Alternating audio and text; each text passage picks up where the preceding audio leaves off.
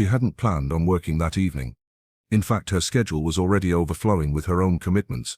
But when her sister called, sounding weak and feverish, she didn't hesitate.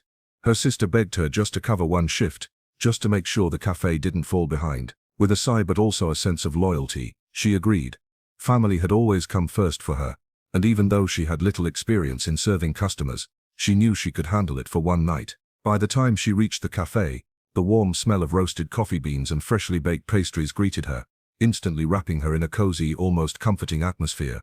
She tied her apron around her waist, tucked her hair neatly back, and whispered to herself that it was just a few hours, nothing more. The cafe wasn't very big, but it was alive with chatter. College students sat in one corner, their laptops open, while a group of friends laughed loudly at a table by the window. Couples whispered to each other over steaming cups of cappuccino, and the barista behind the counter skillfully worked the espresso machine. She felt nervous as she picked up her notepad, adjusting her apron once again. This wasn't her world. Her sister was the one who thrived here, greeting customers with confidence and balancing trays effortlessly. She was more reserved, used to her quieter life, but tonight she would have to step into a role that wasn't her own. She moved between tables carefully, introducing herself to customers, taking orders and balancing cups with slightly shaky hands.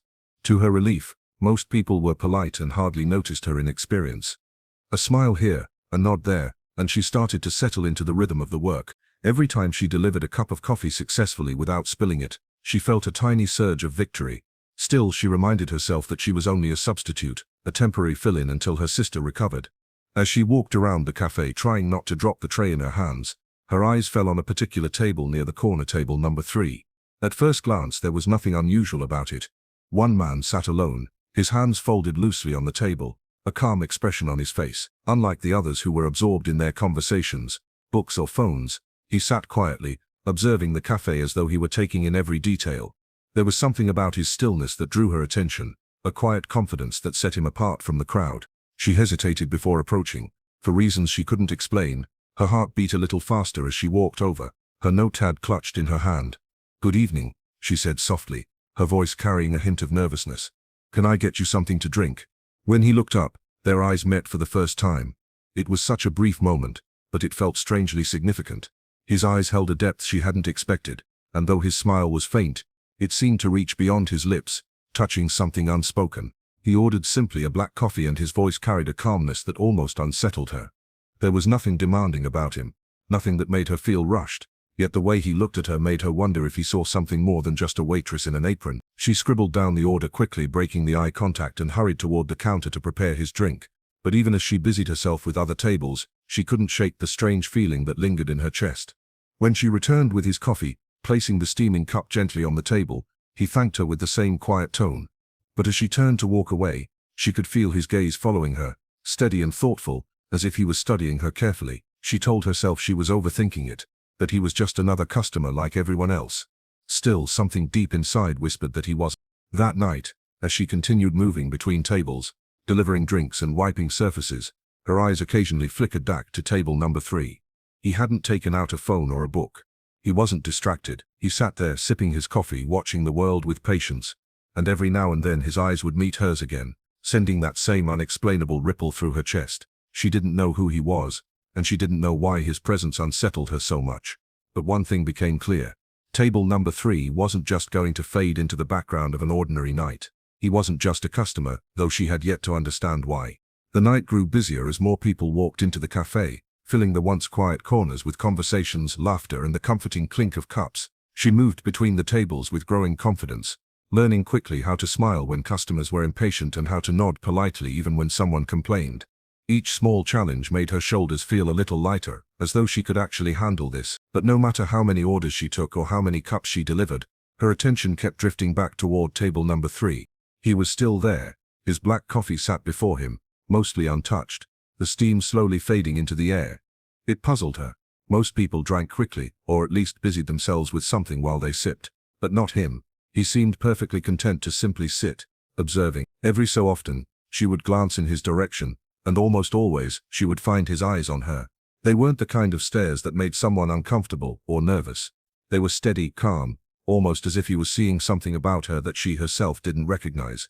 When she finally gathered the courage to approach him again, it wasn't because he called her. It was because something about his quiet presence demanded acknowledgement.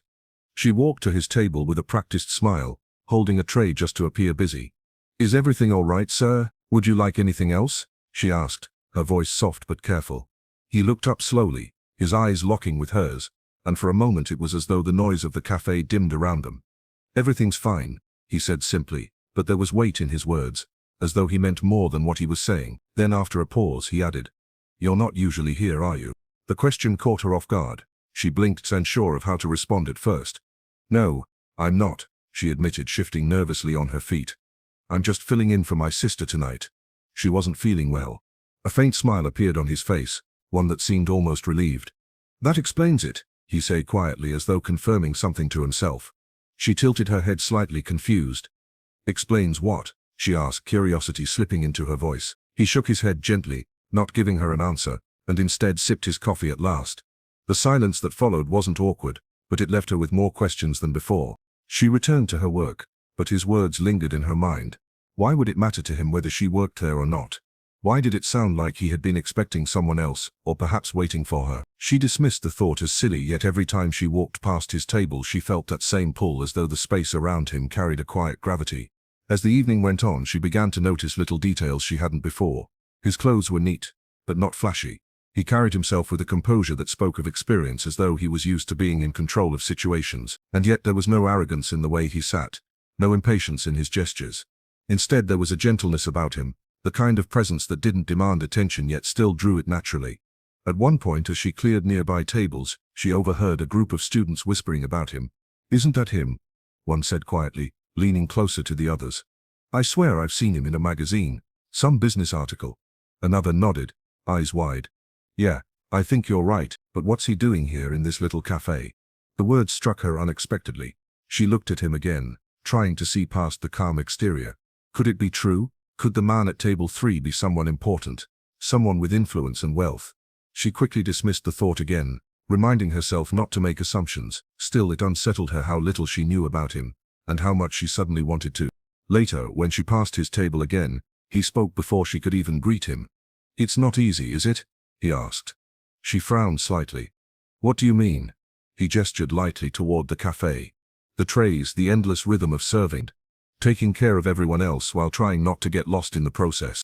His words landed with surprising accuracy. She felt as though he had looked past her apron and notepad, past her practiced smile, and straight into the weight she carried quietly in her heart. She didn't answer right away, afraid of saying too much, but the way he looked at her made her feel oddly safe, as if he would understand. In that moment, she realized something important. He wasn't just a customer who happened to sit at table number 3. There was more to him, something that connected deeply with the part of her she usually kept hidden. It was as if in a room full of strangers, he had seen her not as a waitress, not as a stand-in for her sister, but as herself. And though she didn't yet know his name, something inside told her that this encounter was only the beginning of a story she never expected to live. The night wore on, and soon the cafe's busiest hours had passed. The laughter of students softened, couples who had lingered over desserts began to leave, and the aroma of freshly brewed coffee seemed to mellow into something calmer, quieter. She felt the ache in her feet, the weight of exhaustion in her shoulders, but there was still one thing that kept her from fully slipping into weariness. The man at table 3 had not moved. He remained where he was, calm and steady, as though the world around him did not dictate his pace. She wiped down a nearby table, glancing at him once more, and finally decided she couldn't ignore the question pressing in her chest. Walking toward him, she placed her hands gently against the tray she still carried, more out of nervous habit than necessity. "You've been here for a long time," she said, her tone cautious, almost apologetic. "Are you waiting for someone?" For a moment, his gaze lifted from the cup before him, and their eyes met again. There was something searching in his expression, as if he was weighing her question carefully before deciding on his answer. Then, in a voice calm but deliberate, he replied, "I was." Her brow furrowed slightly, puzzled. "And now?" she asked. "Now," he said, with a faint smile, "I think I've already found what I was looking for." The words sent a shiver down her spine, not because they were romantic in nature, but because of the certainty with which he said them.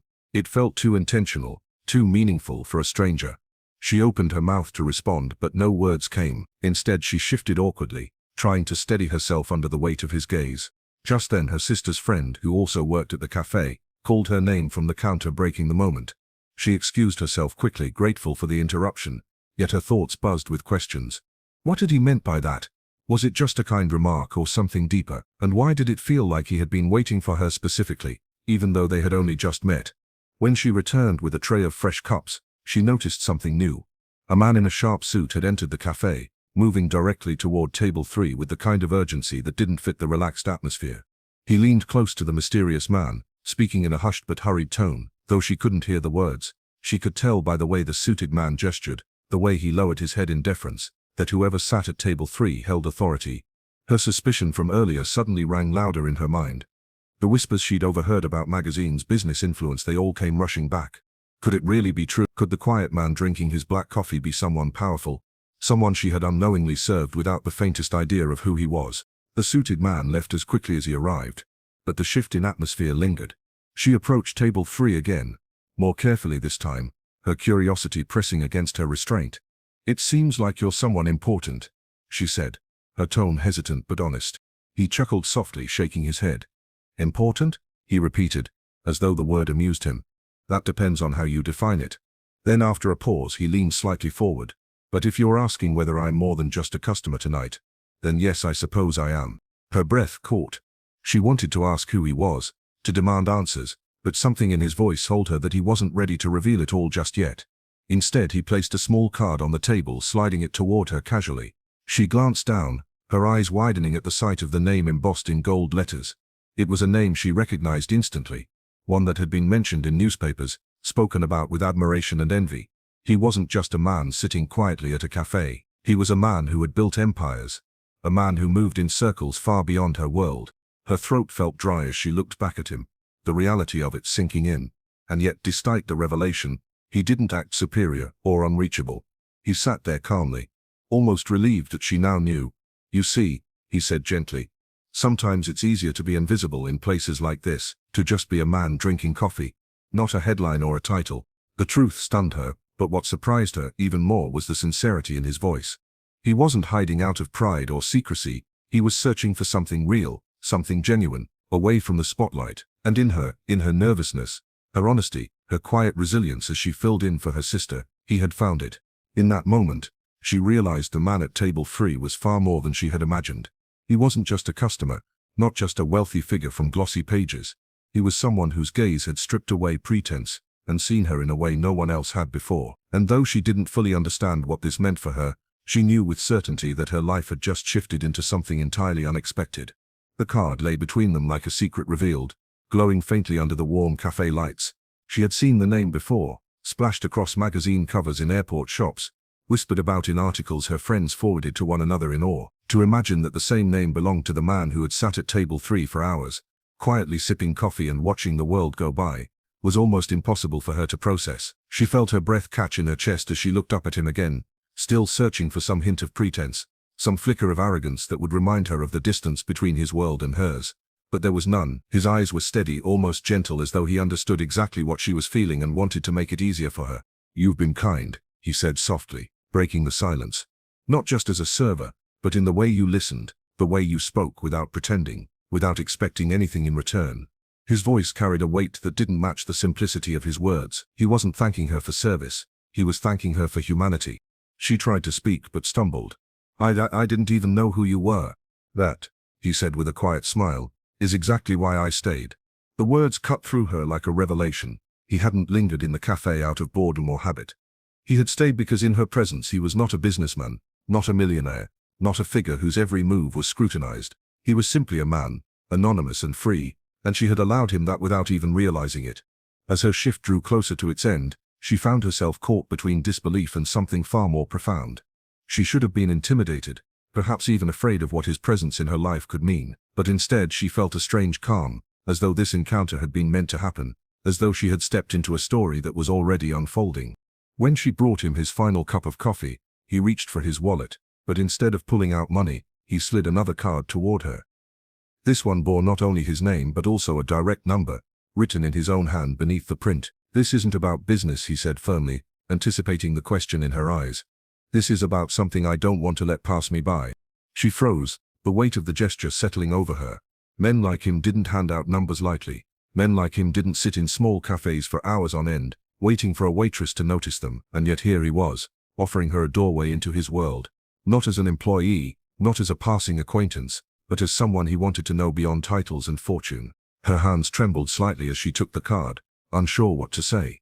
She wanted to ask him why her, what he saw in someone so ordinary, someone who didn't belong in the glossy, glamorous world he came from. But before she could voice the doubt, he leaned forward, his gaze piercing but warm. "Because you remind me what it means to be real," he said quietly. The rest of the evening blurred around her. Customers came and went. The lights dimmed as closing time approached. And still her thoughts lingered on the man at table 3. When he finally stood, gathering his coat with the kind of effortless grace that made his identity undeniable, he left with a simple nod. No grand gestures, no declarations, just the unspoken promise that this was not the end of their story. Later that night, as she walked home under the soft glow of the streetlights, she held the card tightly in her hand. For the first time in a long time, she felt as though her life was standing at the edge of something vast and unknown. She thought of her sister, who had asked her to cover just one shift, and she realized how easily she could have said no. Yet that one decision had led her to this night, to this chance encounter that felt less like coincidence and more like fate. When she finally reached her small apartment, she sat by the window and replayed everything in her mind. The way he had looked at her as though she mattered, the way his words carried sincerity instead of arrogance, the way he had chosen to reveal himself not through wealth or power, but through quiet truth. She could still hear his voice telling her she reminded him what it meant to be real, and for the first time she believed that maybe, just maybe, she was stepping into a future she had never dared to imagine. The man at table 3 had not just been a customer, he had been a turning point, a door to another life, a chapter she hadn't known was waiting to be written. And as she drifted to sleep that night with the card still resting in her palm, she knew her world would never be the same again.